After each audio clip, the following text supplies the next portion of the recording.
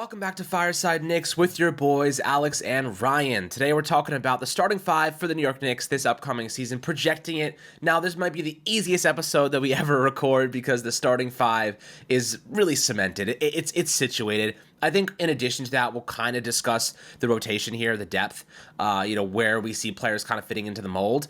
But the obvious starting five, Julius Randle, Jalen Brunson, Mikal Bridges, OG Anunoby, Mitchell Robinson. At least for now. Mitchell Robinson, obviously, the jury's still out on whether or not the Knicks will go out and get a high price or, even a young center with a lot of upside. And they've talked to guys like Walker Kessler. They've talked to guys like Nick Richards and Jalen Duren, and Brook Lopez has been rumored to be potentially available. And then, of course, Clint Capella, who the Knicks have held discussions with the Atlanta Hawks about potentially acquiring Capella, which I think a lot of people would agree is a really good fit for this team. He'd probably start, and then Mitch would be the backup.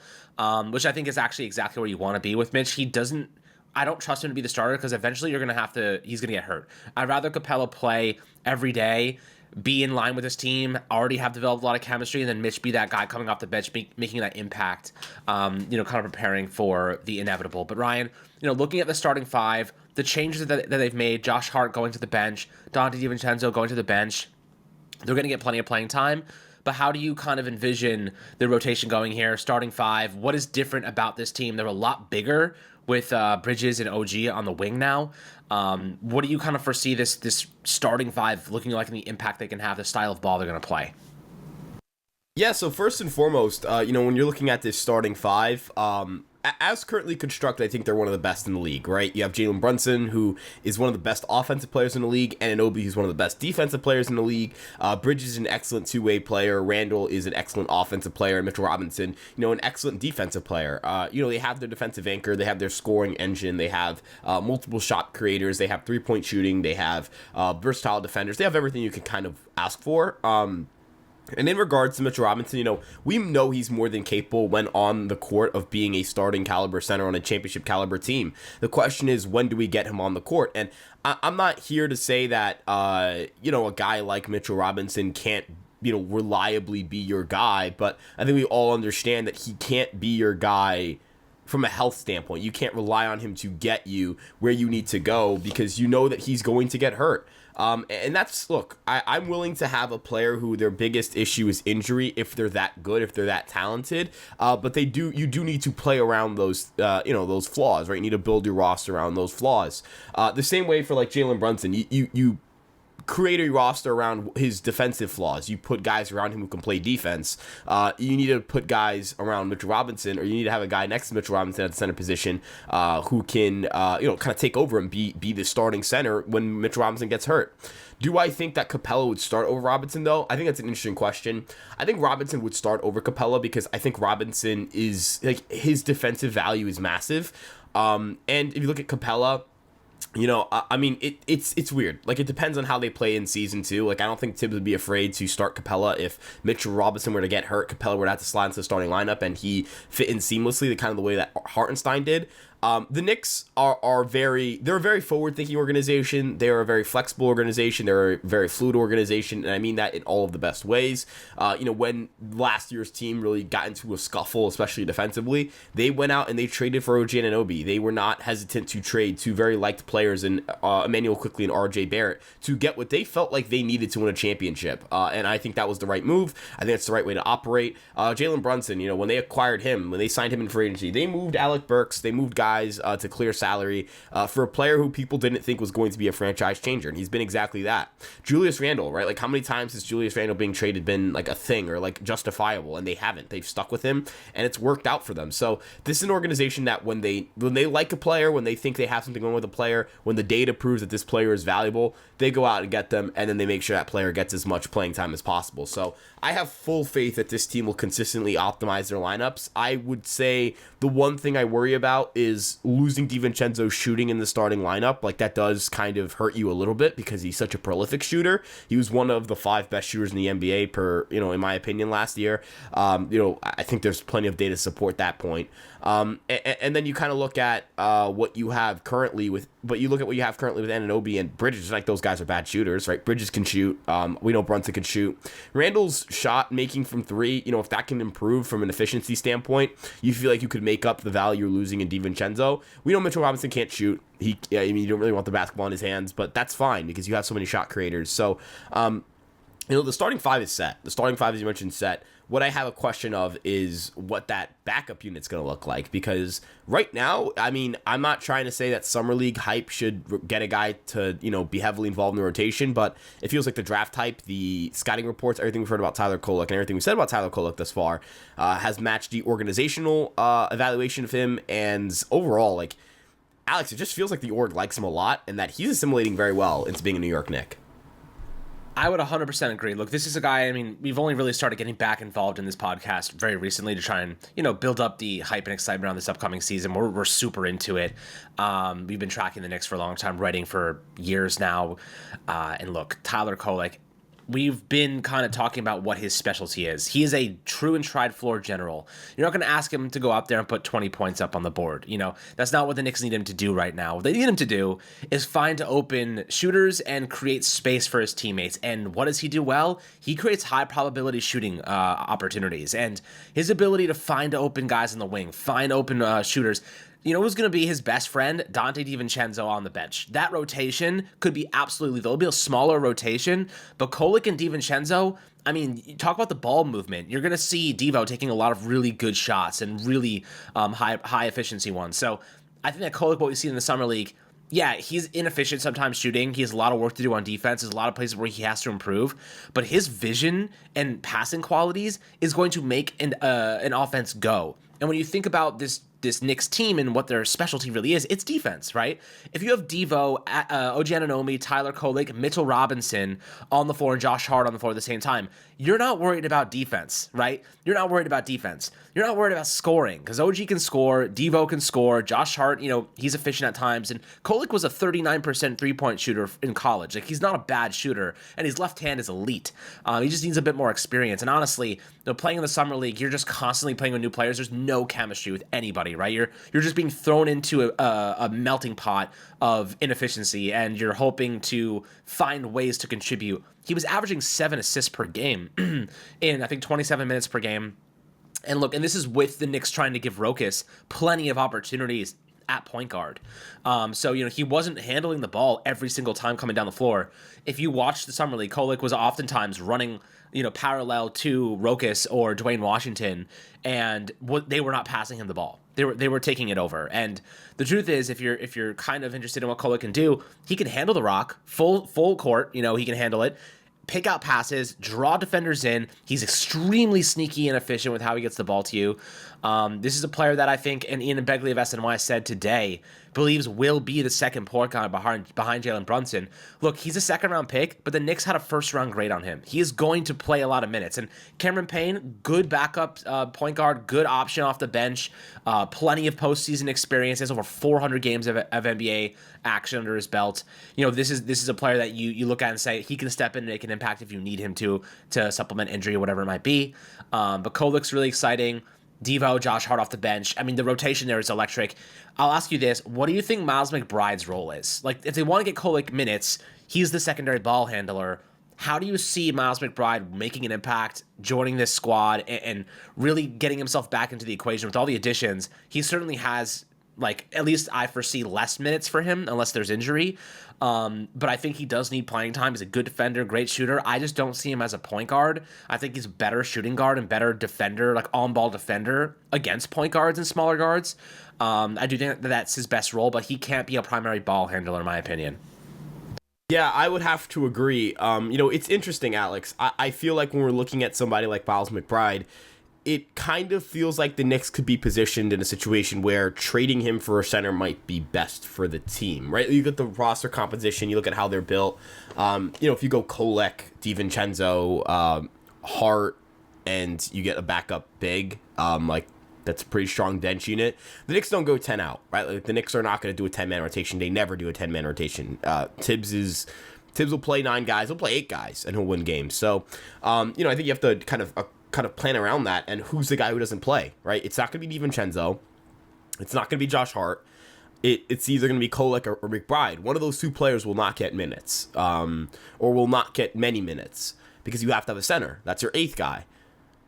I'm not saying that Tyler Kolek is better than Miles McBride, but I do think you kind of look at the players around Kolek and McBride and you go, yeah, you'd rather have a playmaker than a guy who doesn't play make. Basketball is not always about having who you perceive to be the best player on the court at all times. Like Jalen Brunson and Donovan Mitchell. If you ran Jalen Brunson, Donovan Mitchell, and I don't know, Julius Randle as your starting trio, like they wouldn't work together. None of them can play defense, right? Like that would be a massive liability on that side of the ball. If you were to run a lineup of like, I don't know, LeBron James, Russell Westbrook, and Anthony Davis, right? Like those are three. I'm just using the Lakers as an example here. Those are three excellent basketball players. They were three excellent basketball players. In Russell's case, were. They can't shoot. You can't space the floor. You're gonna suffer in that regard. So, synergy is important. So when I look at what Kolek brings to the table from a playmaking standpoint, would I rather have Kolek being the orchestrating my offense or McBride? And I'd rather have Kolek. I know the primary scorer in that group is Dante DiVincenzo. It's not Miles McBride, and I don't see a world where it becomes Miles McBride. And even the secondary scorer, it'll be Josh Hart, right? Like Josh Hart will be that team's secondary scorer. Josh Hart was the number 2 basically for this team last year in the postseason, and if he didn't get hurt, Mitch Robinson didn't get hurt, if Anunoby didn't get hurt, they would have gone to Eastern Conference Finals. Like I want that to be like I need that accomplishment to be put out there. Josh Hart was essentially the number 2 option. When you look at total role, defense, offense, rebounding, all that stuff, he was extremely valuable to that playoff run. He was one of their best players. So, I think Josh Hart off the bench, like he's gonna get. Like when he goes coast to coast, he's lethal. So he's going to be able to get opportunities to score. Where is McBride? Like it feels like a redundant role. Another spot up shooter, another like off ball, can't create his own shot kind of guy. It doesn't feel like the fit for the bench. And I say this, somebody who loves Miles McBride. So Alex, I kind of like reading the tea leaves, seeing the reports come out about Kolek and how involved they expect him to be, which seems to be like very involved, although it's early.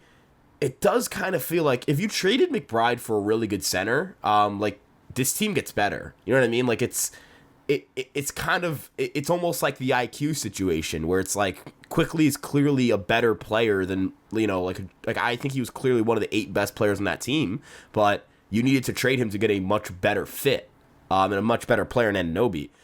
I don't know. Like I'm willing to make that swap. I think given the personnel on the roster.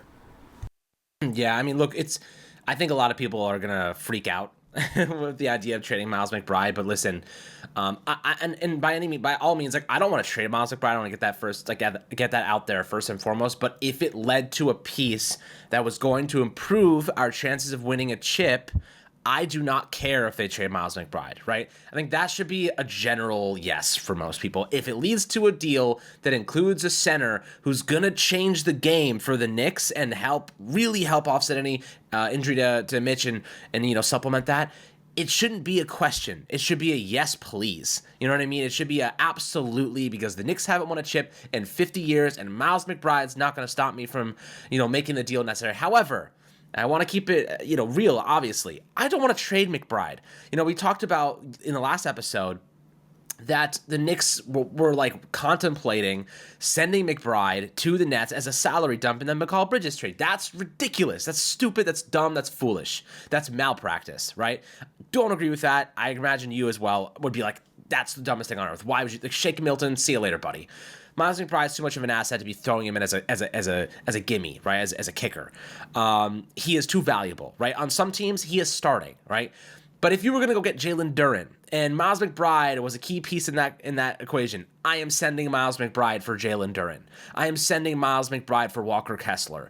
I'm sending Miles McBride for one of these young, talented, controllable players on cheap contracts. Yes, abso-freaking-lutely. If you disagree with that, I don't really know what to say because that makes the team better, right? McBride's a great player. He has so much potential and he's on a really good contract, but he's not going to play as many minutes this year, right? He has Dante DiVincenzo in front of him and Josh Hart in front of him eating up minutes, and Tyler Kolek, who now has that secondary point guard role. And then you have Cameron Payne as well, who's going to be that point guard. He is only going to get minutes as shooting guard most likely and defending guards, which is very valuable. Don't get me wrong. But I'd rather have a really, really great center paired with Mitchell Robinson that's going to play 20-plus minutes a game than McBride, who may not play more than 10 minutes a game next season unless injury or inconsistencies arise and they need him. So I get that train of thought. I agree with that train of thought. If it's the right move, absolutely. But I'm not trying to give him away for nothing. I think that's paramount. But, looking at these wings, OG Anunoby, McCall Bridges, what is the difference between this team now than it was last year and previous years? Well, you have a lot of size at those wing spots now. You're not a Dante DiVincenzo. You're not Josh Hart. You're not any of these smaller. Even McBride, you could throw into that mix too.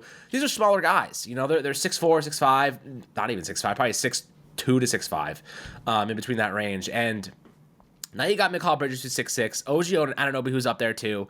Both of them previously Defensive Player of the Year candidates, elite in that respect. You're going to have two elite defenders there who can both score at a high level. Some may argue that Bridges might be our number 2 scorer this year. I still think Randall probably holds that role, but it could be interchangeable. What do you think these two wings bring to this team? What do you think that their qualities offer the Knicks in terms of their strengths now? Their defense is going to be one of the best in the game. Absolutely, you can't convince me otherwise. You have multiple Defensive Player of the Year candidates on this roster. Those two guys are going to really give other teams fits, especially teams that have really good shooting guards. Yeah, I think that this team defensively is going to be incredible, right? I really do think they have the personnel.